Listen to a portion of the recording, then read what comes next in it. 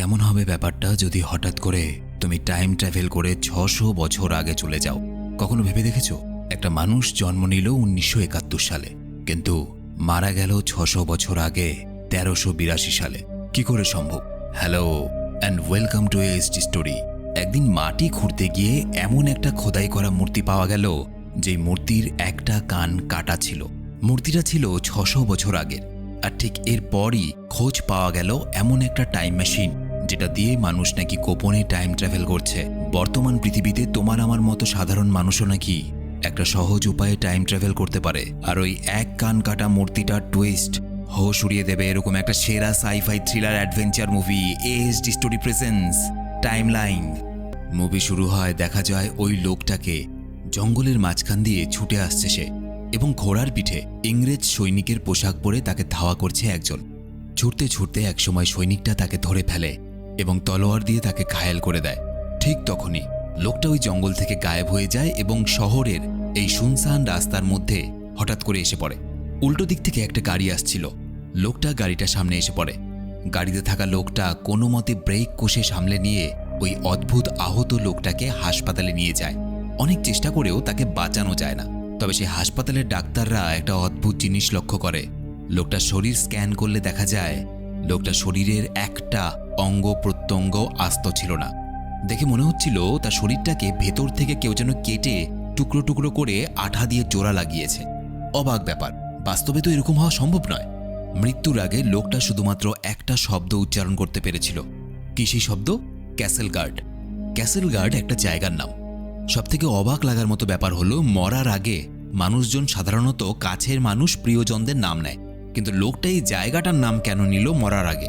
তো যাই হোক, এখানে দেখা যায় লোকটার সাথে কিন্তু কোনো ফোন বা অন্য কোনো পরিচয়পত্র ছিল না। শুধু একটা হাড়ের মধ্যে এই আজব দেখতে একটা লকেট ছিল। লকেটটার ওপরে লেখা ছিল আইটিসি। হাসপাতাল থেকে খোঁজ নিয়ে আইটিসি নামের কোম্পানিটাকে খুঁজে বের করা হয় ওই লোকটার মৃত্যু খবর দেওয়ার জন্য।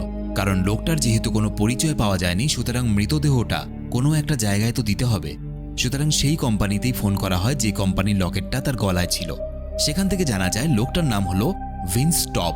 এবং আইটিসি কোম্পানি থেকে আরও জানা যায় লোকটা কিছুদিন আগে নাকি নিখোঁজ হয়ে গেছিল। ভিন্সের পরিবার বলতে কেউ না থাকায় ওই কোম্পানির গর্ডন নামে এই লোকটাকে পাঠানো হয় ভিন্সের দেহটা সংগ্রহ করার জন্য। ঠিক তখনই গর্ডনের কাছে কোম্পানি থেকে একটা ফোন আসে। গর্ডনকে লোকটা চাপা গলায় বলে, যা করবে খুব সাবধানে করবে। ভিন্সের সব এক্স-রে এবং স্ক্যানের রিপোর্ট এবং তার মৃতদেহটাকে যত তাড়াতাড়ি সম্ভব এখানে নিয়ে এসো। মনে রেখো, একবার যদি সবকিছু জানাজানি হয়, আমাদের কোনো অস্তিত্ব থাকবে না। কি লুকানোর চেষ্টা করছে লোকটা? এদিকে দেখা যায় ক্যাসেল গার্ড নামে সত্যি একটা জায়গা ছিল। ব্রিটিশ এবং ফরাসিদের যুদ্ধের সময় ১৩৫৭ সালে ইংরেজরা প্রথম দখল করে ক্যাসেল গার্ড নামে এই ছোট্ট শহরটাকে। ধীরে ধীরে তারা লা রোক নামে এই রাজপ্রাসাদের দিকে এগিয়ে যায়, যেখানে ইংরেজ এবং ফরাসি সেনাবাহিনীর মধ্যে লম্বা যুদ্ধ হয়। ঠিক তখন ইংরেজরা ফরাসিদের সেনাপ্রধান আর্নটের বোন, যার নাম লেডি ক্লেয়ার, তাকে সবার সামনে ফাঁসি দেয়। এবং এই ফাঁসিটা এত নির্মম ছিল যে ফরাসিরা সেটা দেখে ভয়ে পিছিয়ে যায়। কিন্তু এই ঘটনা ফরাসিদের আরও ক্ষিপ্ত করে তোলে এবং শেষ অবধি ফরাসিরা ইংরেজদের বিরুদ্ধে যুদ্ধে জয়লাভ করে। এই পুরো ঘটনাটা প্রফেসর এডওয়ার্ড জনস্টনের এক ছাত্র, যার নাম মারেক, পেশায় সে একজন আর্কিওলজিস্ট বা প্রত্নতাত্ত্বিক, মানে যারা শত শত বা হাজার হাজার বছর আগে মাটির নিচে চাপা পড়ে যাওয়া পুরনো জিনিসপত্র খোদাই করে সেটা নিয়ে গবেষণা করে। তো এই ঘটনাটা তারা তাদের ছাত্রদের পড়াচ্ছিলেন। প্রফেসর এডওয়ার্ডের আরেকজন জুনিয়র স্টুডেন্ট ছিল, যার নাম কেট।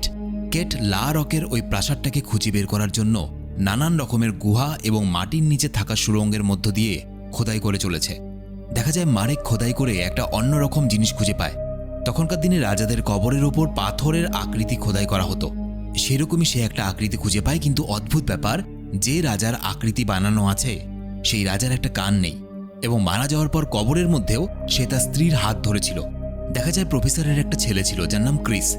ক্রিস কেটকে ভালোবাসলেও মুখে কখনো বলতে পারতো না।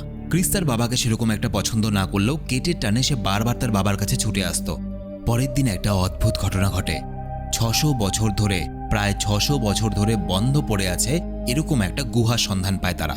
এই ধরনের গুহাগুলো এত পুরনো হওয়ায় সেগুলোকে বেশিক্ষণের জন্য খোলা যায় না, তাই গুহার ভেতর থেকে যা সংগ্রহ করার তাড়াতাড়ি করতে হয়। কেটার মারেককে দেখা যায় কোমরে দড়ি বেঁধে তারা এইভাবে নিচে নামে এবং নিচে নানান রকম জিনিস দেখতে পায়। চামড়ায় জড়ানো কিছু কাগজপত্র ও পাশের দেওয়ালে খোদাই করা একটা ক্ষতিগ্রস্ত মানচিত্র খুঁজে পায়। খানিকক্ষণের মধ্যে সেই গুহার মধ্যে ধস নামতে শুরু করে। তারা ছুটে গুহা থেকে উঠে আসার জন্য তাড়াহুড়ো করতে থাকে। ঠিক তখনই মারেক সেখানে একটা এইরকম চশমার কাঁচ পড়ে থাকতে দেখতে পায়। অদ্ভুত ব্যাপার, তাদের দলের মধ্যে একজন পদার্থ বৈজ্ঞানিক ছিলেন যার নাম যশ। সেই পরীক্ষা নিরীক্ষা করে বলে এই চশমার কাঁচটা আধুনিক যুগে তৈরি, কিন্তু এই গুহাটা 1800 শতকে তৈরি করা হয়েছে। এত বছর আগের একটা গুহাতে আধুনিক যুগের চশমার কাঁচ কি করে এলো? এছাড়াও যে কাগজপত্র তারা গুহার মধ্যে পেয়েছিল সেটাকে নিখুঁতভাবে খতিয়ে দেখতে গিয়ে একটা অদ্ভুত জিনিস চোখে পড়ে। সেটা কি? সেটা হলো প্রফেসর এডওয়ার্ডের লেখা একটা চিঠি, এবং চিঠির নিচে তার সই, এবং নিচে তারিখ হিসাবে লেখা ছিল 4/2/1357 সাল। 1357 সাল? এত পুরনো? প্রফেসর তো আজকে সময়ের মানুষ, তাহলে 1357 সাল কেন লেখা আছে? কার্বন ডেটিং নামে একটা পদ্ধতি আছে যার সাহায্যে কোনো জিনিস কত পুরনো সেটা বলে দেওয়া যায়। ওই কালিটা যে ব্যবহার করে লেখা হয়েছিল, কার্বন ডেটিং করে সেটা দেখা যায় 600 বছর পুরনো ওই কালি। সবার মাথায় ঘুরে যায়, প্রফেসর 1357 সাল থেকে কি করে চিঠি লিখতে পারেন? এবং ওই চশমার কাচের যে পাওয়ার, তা প্রফেসরের চশমার পাওয়ারের কাচের সঙ্গে মিলে যায়। কেউ কিছুই বুঝে উঠতে পারে না যে প্রফেসর দুদিন আগেও তাদের সঙ্গে ছিলেন, তিনি হঠাৎ করে 600 বছর আগেকার সময়ে কি করে চলে গেলেন? কি করে 600 বছর আগেকার সময় থেকে তাদের কাছে সাহায্য চাইছেন? আইটিসি নামের যে কোম্পানিটা তাদের এই ক্যাসেল গার্ডে খনন কার্যের জন্য টাকা পয়সা দিয়ে সাহায্য করছিল, তাদের সঙ্গে যোগাযোগ করে তারা। এটা ছিল সেই আইটিসি কোম্পানি যে আইটিসি কোম্পানির এমপ্লয়ি বা কর্মচারী ছিল ভিন্স, যাকে কিনা মুভির শুরুতে দেখা গিয়েছিল। আইটিসি কোম্পানির সঙ্গে যোগাযোগ করলে তারা পাত্তা দিতে চায় না খবরটাতে। ক্রিস তখন বলে, যদি আমি আমার বাবার খোঁজ না পাই আমি কিন্তু পুলিশে যাব, তোমাদের কাউকে ছাড়বো না। তোমরা বেছে বেছে ঠিক কেন এই ক্যাসেল গার্ডের পুরনো গুহাটাতেই আমাদেরকে খনন কার্য করতে বলেছিলে? কি আছে এই গুহার রহস্য? আইটিসি কোম্পানির প্রধান, যার নাম ডনিগার, সে শেষ পর্যন্ত উপায় না পেয়ে নিজের পার্সোনাল প্লেন পাঠিয়ে দেয় এবং তাদেরকে নিউ মেক্সিকো নিয়ে যায়। সেখানে গিয়ে তারা ডক্টর স্টিভেন ক্যামারের মুখ থেকে জানতে পারে যে ডনিগার নাকি প্রথম আবিষ্কার করে একটা ওয়ার্ম হোল। ওয়ার্ম হোল কি? ওয়ার্ম হোল হলো ফিজিক্স এবং কোয়ান্টাম ফিজিক্সের থিওরি অনুযায়ী ওয়ার্ম হোল হলো এমন একটা জায়গা যার সাহায্যে টাইম ট্রাভেল করা যায়। কিন্তু শুধুমাত্র ওয়ার্ম হোল আবিষ্কার করাতেই কিন্তু কাজ হয়নি।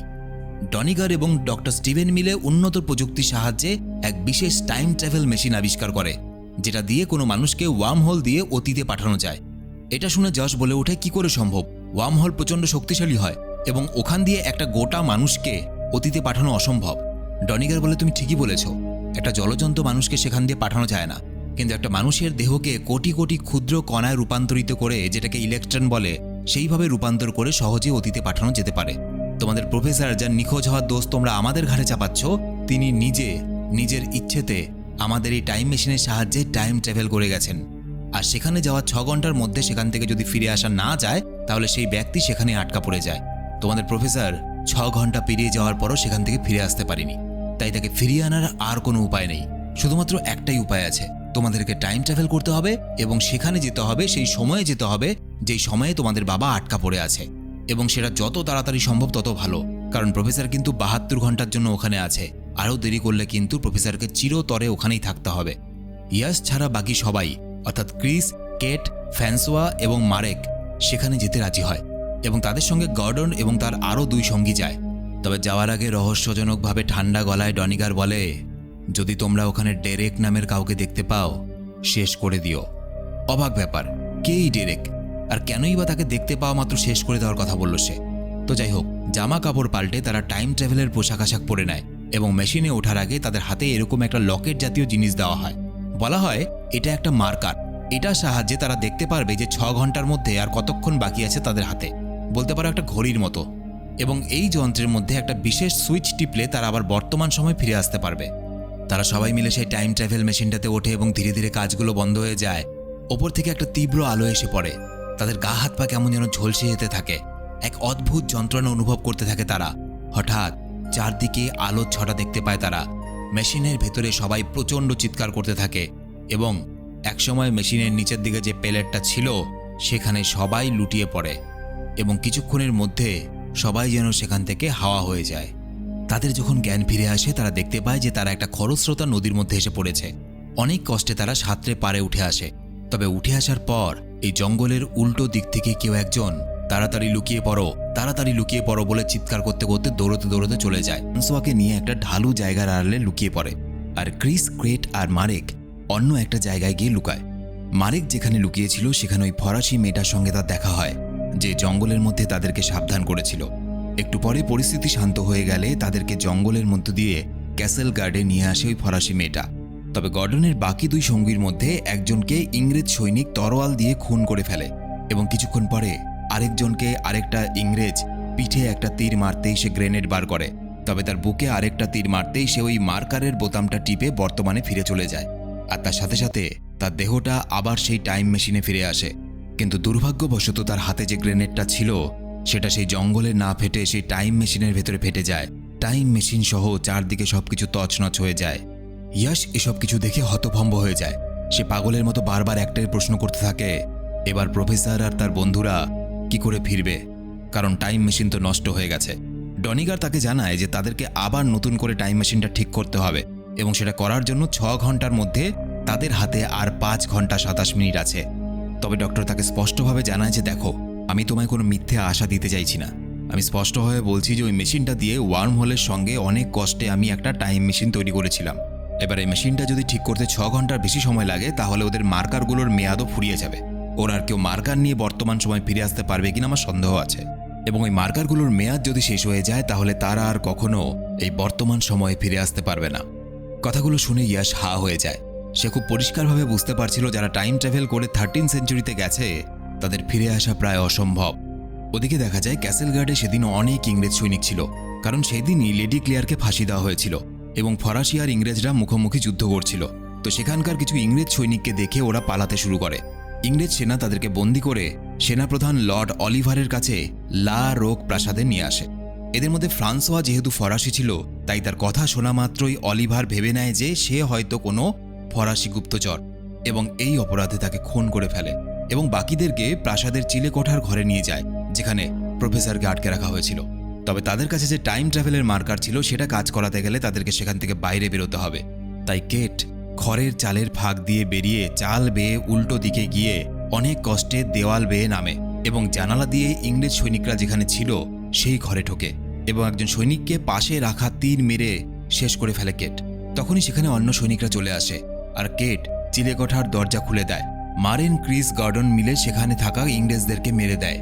সবাই বাইরের দিকে পালাতে শুরু করলে মারেক তাদেরকে বলে যে আমি একটু পরে আসছি, কারণ চিলেকোঠা থাকাকালীন সে জানালা দিয়ে দেখেছিল ওই ফরাসি মেয়েটাকে যে তাদের ক্যাসেল গার্ডে আসতে সাহায্য করেছিল। ইংরেজরা তাকে অন্য একটা ঘরে বন্দি করে রেখেছিল। সে ঠিক করে মেয়েটাকে এখান থেকে না নিয়ে কিছুতেই যাবে না সে। মারেক সেই ঘরের সামনে পাহারায় থাকা ইংরেজ সৈনিককে তীর মেরে খুন করে এবং তখনই সেখানে ডে কেরা নামের এক সৈনিক চলে আসে। মারেক কোনো রকমভাবে ভেতরে ঢুকে দরজা দিয়ে দেয়, কিন্তু বাইরে থেকে ডে কেরা দরজাটা কুড়াল দিয়ে ভাঙতে শুরু করে আর ভেতরে ওই ফরাসি মেয়েটা আর মারেক অনেক কষ্টে ঘরের দেওয়াল ভেঙে বেরিয়ে নদীর দিকে ছুটতে থাকে। ডে কেরাকে দেখা যায় সব সৈনিকদেরকে নিয়ে তাদের পেছনে ধাওয়া করতে থাকে। এদিকে গর্ডন লক্ষ্য করে যে মার্কারের বোতাম টেপার পরেও তাদের কারোর মার্কার কাজ করছে না। করবে কি করে, কারণ টাইম মেশিন তো এখনো ঠিক করতে পারেনি ডনিকার। ওদিকে দেখা যায় মারেক ওই ফরাসি মেয়েটার প্রতি মনে মনে দুর্বল, সে ভালোবাসতে শুরু করেছে তাকে। তবে নদীর ও প্রান্তে যেতেই মারেক দেখে যে ওই ফরাসি মেয়েটাকে দেখে বেশ কিছু ফরাসি সৈনিক ছুটে আসে আর তাকে ডেম ক্লেয়ার নামে সম্বোধন করে, অর্থাৎ এই সেই লেডি ক্লেয়ার যাকে ফাঁসি দেওয়ার কথা ছিল আজ। মারেক এটা জেনে অবাক হয়ে যায়, যার ব্যাপারে সে এতদিন ইতিহাস বইতে পড়েছে, যাকে নিয়ে এত গবেষণা করেছে, সেই লেডি ক্লেয়ার তার চোখের সামনে দাঁড়িয়ে আছে 13th সেঞ্চুরি থেকে। কিন্তু ঠিক এই সময় সেখানে ইংরেজ সৈনিকরা আসে এবং তাদের উপর হামলা করে দেয়, কিন্তু ফরাসি সৈনিকরা তাদেরকে বাঁচিয়ে নেয়। এরপর তারা তাদের লিডার আর্নেটের কাছে নিয়ে যায় তাদের। আর্নেটের বোন লেডি ক্লেয়ারকে বাঁচানোর প্রতিদান স্বরূপ একটা ঘোড়া এবং কিছু অস্ত্রের জন্য অনুরোধ করে। তবে ইংরেজ সেনাদের দেখা যায় তারা আড়াল থেকে নজর রাখছিল তাদের ওপরে, তাই কিছুক্ষণ পরে সবাই এগোতে লাগলে ইংরেজরা আর্নেটের সৈন্যদলের উপর আক্রমণ করে এবং মারেককে বন্দি বানিয়ে নেয় এবং মারেকের গলা থেকে মার্কারটা খুলে নেয়। ওদিকে মার্কার কাজ না করায় কেট, ক্রিস, প্রফেসর আর গর্ডন একটা ছোট ঘরের ভেতরে লুকিয়েছিল, কিন্তু ইংরেজরা সেখান থেকেও তাদেরকে খুঁজে বের করে। তবে প্রফেসর আর গর্ডনকে বন্দি বানালেও কেট আর ক্রিস কিন্তু সেখান থেকে পালিয়ে যায়। আর এইবার মারেকের জ্ঞান ফিরলে সে দেখে তাকেও প্রফেসর আর গর্ডনের সাথে কোথাও নিয়ে যাওয়া হচ্ছে। কে নিয়ে যাচ্ছে? ডে কেরা। এই সময় একটা চমকে দেওয়ার মতো জিনিস দেখা যায়। এতক্ষণ যাকে ডে কেরা নামে সবাই ডাকছিল তার আসল নাম ডেরেক, আর এটাই ছিল সেই ডেরেক যাকে দেখা মাত্রই মেরে ফেলার নির্দেশ দিয়েছিল ডনিগার যখন তারা টাইম ট্রাভেল করছিল। ডেরেক এবার নিজের পরিচয় দেয়, পরিচয় দিয়ে বলে, তোমরা এত স্বার্থপর গর্ডন, তোমরা একবারও আমার কথা ভাবলে না, এবং আর কোনো কথা না বাড়িয়ে সে গর্ডনকে খুন করে ফেলে। আর মারেকদেরকে সে জানায় ওই ডনিগার যে তোমাদের টাইম ট্রাভেল করে এখানে পাঠাচ্ছে ও আসলে একটা শয়তান লোক, ও মানুষকে ঠকাচ্ছে। ওই যে টাইম ট্রাভেল মেশিনটা সেটা আমাদের দেহকে একদম টুকরো টুকরো করে এখানে পাঠায় এবং একই পদ্ধতিতে আমাদেরকে আবার ফিরিয়ে নিয়ে যায়। এবং ওই টাইম ট্রাভেল করা যন্ত্রের মাধ্যমে টাইম ট্রাভেল করতে গিয়ে আমাদের দেহ যে ক্ষুদ্র ক্ষুদ্র অংশে বিভক্ত হয়ে যায় সেগুলো আবার জোড়া লাগার সময় ঠিকঠাক জোড়া লাগে না, এবং এই জন্য আমাদের শরীরের মধ্যে কিছু অঙ্গ প্রত্যঙ্গ অনেক কমজোর হয়ে পড়ছে, ক্ষতি হচ্ছে আমাদের ডিএনএর। এই পদ্ধতিতে যারা 2-3 বার করে টাইম ট্রাভেল করেছে তারা একসময় মারা যায়। যেমন টপ হলো মুভির শুরুতে যাকে দেখানো হয়েছিল, সে অনেকবার একইভাবে টাইম ট্রাভেল করেছিল এবং এর ফলে তার শরীরের অঙ্গ প্রত্যঙ্গগুলো একদম কমজোর হয়ে যায় এবং একসময় সে মারা যায়। ডেরেক বলে, আমি যদি আবারও ফেরার চেষ্টা করি আমারও একই হাল হবে। এবং এখানে বোঝা যায় যে ডেরেক কিন্তু এই সময়ের মানুষ নয়, ডেরেকও টাইম ট্রাভেল করে এখানে এসেছিল এবং তাকে ডনিগার পাঠিয়েছিল। এসব কথা শুনে মারেক আর প্রফেসরের পায়ের নিচের মাটি সরে যায়। তারা অবাক হয়ে যায় এটা ভেবে যে ডনিগার সবাইকে ঠকাচ্ছে। এই জন্যই কি ডেরেককে মেরে ফেলার নির্দেশ দিয়েছিল ডনিগার, যাতে ডেরেক টাইম ট্রাভেলের এই জঘন্য সত্যগুলোকে কারো সামনে না নিয়ে আসতে পারে। যাই হোক, কেট জানায় যে যেহেতু তারা ক্যাসেল গার্ড নিয়ে গবেষণা করছিল তাই তারা জানতে পেরেছিল যে এখানে এমন একটা আশ্রম আছে যার ভেতর দিক দিয়ে লা রোগ প্রাসাদে যাওয়ার একটা সুড়ঙ্গ আছে। তারা সেই আশ্রমে যায় এবং দেখে এটাই সেই জায়গা যে জায়গায় তারা রিসার্চ করছিল মুভির শুরুতে, অর্থাৎ এই গুহাটা 600 বছর পরেও একই রকমই থাকবে। কেট আর ক্রিস ঠিক সেই জায়গায় আসে এবং দেখে সেখানে এখনও প্রফেসরের চশমা আর চামড়ায় মোড়া কাগজপত্র আছে, এবং সামনের দিকে তাকাতেই কেট সেই মানচিত্রটা দেখতে পায় যেটা তারা বর্তমান সময়ে গুহার ভেতরে ঢুকে ভাঙাচড়া অবস্থা দেখেছিল। কেট এবার বুঝে যায় নিশ্চয়ই মানচিত্রটার পেছনেই ওই সুড়ঙ্গের দরজা আছে, ওই মানচিত্র ভাঙতে হবে। এবং যেহেতু তারা মানচিত্রটাকে ভাঙবে সুতরাং ভবিষ্যতে গিয়ে সেই মানচিত্রটাকে ভাঙা অবস্থাতেই পাওয়া যাবে যেমন তারা পেয়েছিল। তারা সময় নষ্ট না করে মানচিত্রটা ভাঙতে শুরু করে এবং সত্যিই দেখতে পায় তার ভেতরে একটা সুড়ঙ্গ। সঙ্গে সঙ্গে তারা আর্নল্ডকে খবর দিতে বলে, কারণ প্রাসাদে একবার ঢুকে পড়তে পারলে ইংরেজদেরকে হারানো ফরাসিদের পক্ষে আরও সহজ হয়ে যাবে। ইতিমধ্যে প্রাসাদের সামনে কিন্তু লড়াই শুরু হয়ে গেছে, তবে স্পষ্টভাবেই ইংরেজরা যুদ্ধে অনেকটা এগিয়ে যেতে থাকে, কারণ তারা প্রাসাদের ভেতরে ছিল, যেখান থেকে তারা বাইরে কোথায় কি হচ্ছে, কখন ফরাসি সৈনিকরা কি কি করছে স্পষ্টভাবেই দেখতে পাচ্ছিল। আর ঠিক তখনই লেডি ক্লেয়ার, যাকে তারা আগেই সেখানে বন্দি করে এনেছিল, তাকে ফাঁসিতে ঝোলানোর জন্য নিয়ে আসা হয়। কিন্তু মারেক বলে, আমি এটা কিছুতেই হতে দেব না, তার জন্য যদি ইতিহাসকে পাল্টে দিতে হয় তো আমি সেটাই করব। ঠিক তখনই সে হাতে একটা মশাল নিয়ে আসে যেখানে প্রাসাদের সব অস্ত্রশস্ত্র থাকত, এবং সেই জায়গায় সামনে ছুটে গিয়ে চেঁচিয়ে বলে, যদি লেডি ক্লেয়ারকে আপনারা না ছাড়েন আমি আপনাদের সমস্ত অস্ত্রশস্ত্র জ্বালিয়ে দেব, আগুন জ্বালিয়ে উড়িয়ে দেব। এরপরেও ইংরেজরা ক্লেয়ারকে মুক্ত না করায় মারেক সেই ইংরেজদের অস্ত্রাগারে আগুন লাগিয়ে দেয়। সেখানে ছিল অনেক বিস্ফোরক পদার্থ, নিমেষের মধ্যে বিশাল বড় বিস্ফোরণ হয়। একদিকে ক্রিস আর কেট সেই সুড়ঙ্গ দিয়ে খানিকটা দূর আসার পর তারা দেখে যে সেখান থেকে বাইরে বেরোনোর কোনো পথ নেই, তবে আর্নল্ড ততক্ষণে সেখানে এসে পৌঁছেছে। আর সুড়ঙ্গের বাইরে যাওয়ার পথ নেই দেখে সে ক্রিসদের ইংরেজদের লোক ভেবে মেরে দিতে যাবে। এমন সময় ওই অস্ত্রাগারে বিস্ফোরণের ফলে সুড়ঙ্গের বাইরে যাওয়ার যে বন্ধ পথ ছিল সেটা খুলে যায়। আর্নল্ড প্রাসাদের ভিতরে ঢুকে পড়ে আর তার সৈনিকরা ক্লেয়ারকে ফাঁসির হাত থেকে বাঁচিয়ে নেয়। এরপর কেট আর প্রফেসর মিলে প্রাসাদের সব দরজা খুলে দিলে শয়ে শয়ে ফরাসি সেনা ভেতরে আসতে থাকে, আর ক্রিস আর্নল্ড মিলে অলিভারকে শেষ করে দেয়। কিন্তু মারেক ক্লেয়ারের কাছে গেলে সেখানে ডেরেক ওরফে ডি কেরা চলে আসে, আর মারেককে মারতে গেলে তার সঙ্গে হাতাহাতি শুরু হয়। একসময় হাতাহাতিতে ডি কেরার কুড়ালের কোপে মারেকের একটা কান কেটে যায়, আর সে বোঝে বর্তমান সময়ে সে খোদাই করা এমনই একটা মূর্তি দেখেছিল যার একটা কান আছে এবং আরেকটা কান নেই। সে এমন একটা বীর ছিল যে তার স্ত্রীর সঙ্গে কবরের মধ্যে শুয়েছিল। সেই কবরটা আর অন্য কারো ছিল না, সেই কবরটা মারেকের নিজের কবর ছিল, আর তার স্ত্রী অর্থাৎ লেডি ক্লেয়ারের সঙ্গেই সে কবরে সমাহিত হয়েছিল। অনেক লড়াইয়ের পর মারেক ডি কেরার পেটে তলোয়ার মেরে তাকে মেরে ফেলে, আর ক্লেয়ারের সঙ্গে তার মিল হয়। সব লড়াই শেষ হয়ে যাওয়ার পর ক্রিস মারেককে বলে, চলো আমাদের সাথে। মারেক বলে, আমি সবকিছু বুঝে গেছি, আমার বর্তমান সময়ে ফিরে আর কোনো কাজ নেই, তাই আমি আর ফিরতে চাই না, আমি এখানে ক্লেয়ারের সঙ্গে থাকব। অন্যদিকে মেশিনটা ডক্টর স্টিভেন ঠিক করে ফেললেও সেটা শুধুমাত্র 81% ঠিক হয়, যেটা দিয়ে ডনিগার তাদেরকে ফিরিয়ে আনতে চায় না, কারণ তাদের অঙ্গ প্রত্যঙ্গ যদি ঠিকমতো জোড়া না লাগে তাহলে সে ফেসে যাবে। ডক্টর স্টিভেন কিন্তু চায় যে কোনোভাবে যারা টাইম ট্রাভেল করেছে তাদেরকে ফিরিয়ে আনার জন্য। ডনিগার ডক্টর স্টিভেনকে ধাক্কা দিয়ে মাটিতে ফেলে দেয়। তার ঘাড়ে চোট লাগায় সে অজ্ঞান হয়ে যায়। তবে ইয়শ জোর করে মেশিনটা অন করে দেয়, কারণ সে দেখতে পায় 6 ঘন্টা শেষ হতে এখনও 1 মিনিট বাকি, অর্থাৎ যারা টাইম ট্রাভেল করেছে তাদের ফিরে আসার সম্ভাবনা আছে। ডনিগার মেশিনটাকে নষ্ট করার জন্য উঠে পড়ে লাগে। ঠিক এই সময় ক্রিস প্রাসাদ থেকে বেরিয়ে এসে ওই মার্কারটার বোতাম টিপে দেয়। ডনিগার কিছু বুঝে ওঠার আগে এই মেশিনের কাজগুলো বন্ধ হয়ে যায় এবং ক্রিসরা ফিরে আসে বর্তমানে। আর অতীতে যে ইংরেজ সৈন্যরা তাড়া করেছিল, ডনিগারকে দেখা যায় সেই প্রাসাদের সামনে গিয়ে এসে উপস্থিত হয়। তার কাছে মার্কার না থাকায় সে কিছু করতেও পারে না। তলোয়ারের আঘাতে মারা যায় সে, এবং ক্রিসরা বর্তমানে ফিরে আসার জন্য উল্লাস করতে থাকে।